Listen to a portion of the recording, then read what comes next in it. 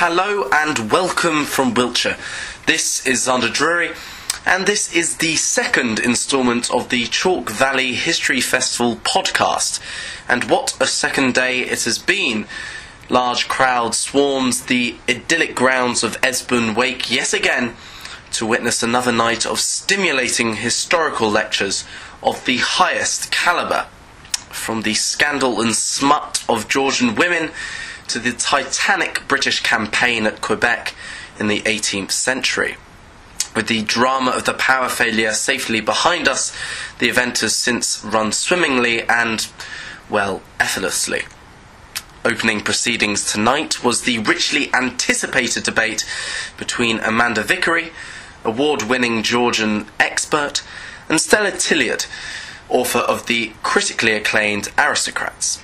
Exploring the visceral misogyny and the sexy scandals operating during the 18th century, both speakers locked horns over the status of women during this supposedly glamorous era. Having delved into the lives of Georgian women, I managed to catch Amanda Vickery to talk about her thoughts on the event.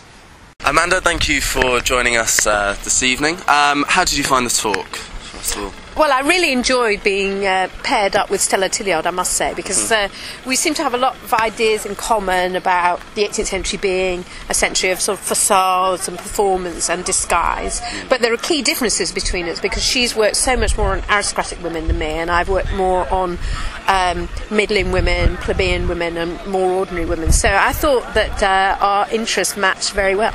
So why is this period so significant? Why are you so passionate about it? Why should people be so passionate about it?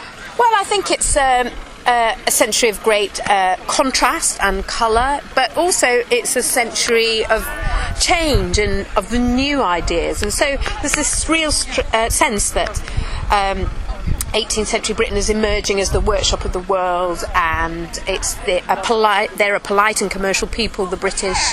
The nation is beginning to kind of rule the waves. At the same time, you know, there's politeness and parade, but there's also squalor, riot, and crime. So it's that sense of excitement and change, but also extreme contrast, which makes it so vivid.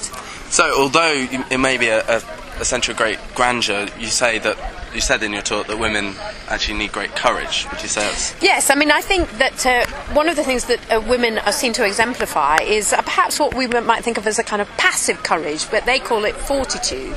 So the ability to bear the difficulties of what they see as, you know, quite a hard life, and to bear them with patience and without complaint. And so it's not a Hollywood version of courage. It's about, you have to do it to, well, often women say they do it to kind of in a round of applause, but you can't expect any public applause. Okay.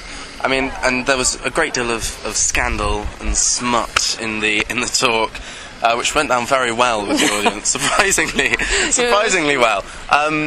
What's the most scandalous story that you have dug out in your years of research? Well, I suppose it's the most scandalous stories are always in these cases which are called criminal conversation cases, which are these. It's a common law case that a man brings for damages, and he brings the case against his wife's lover.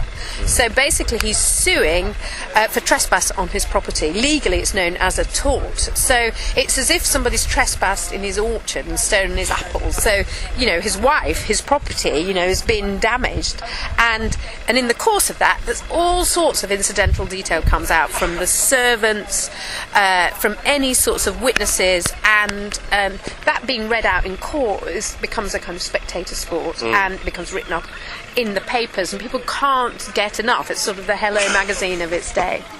And I'm sure you get asked this a lot, but would you want to go back to the 18th century? Or is it something no, absolutely. You're happy with 21st? Then? I would have gone back to the 18th century if I'd been a man, but there's no way that I would go back to any century before survivable caesareans. And basically that doesn't happen until the introduction of sulfonamide drugs in the 1930s. So, you know, I'd be dead.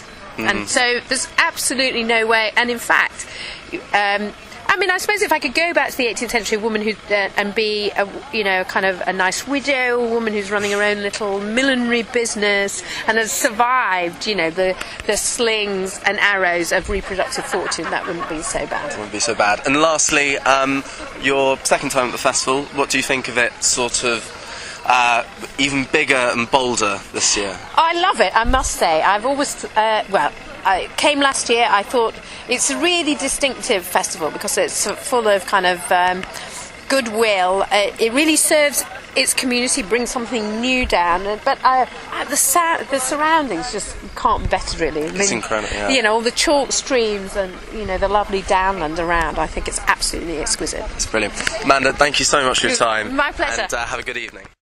So, a really riveting and absorbing opening to day 2 of CVHF. My thanks again to Amanda for speaking to us.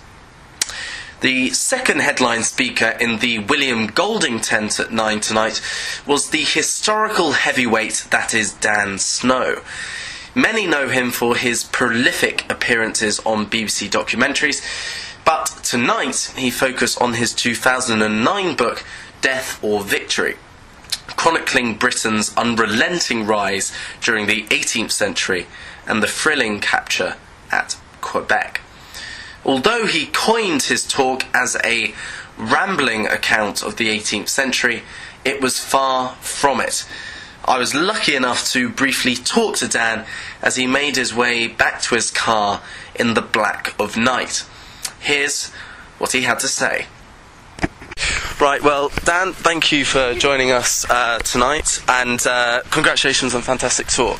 First of all, what are your thoughts on the festival thus far? I mean, what do you think of this fantastic site? This festival is unbelievable. It's grown out of nothing, and it's just a group of private individuals. It's not a big organisation, not a big heritage group. I'm incredibly impressed. It's just totally fantastic, and it's growing bigger each year. And it's going to be awesome next year as well.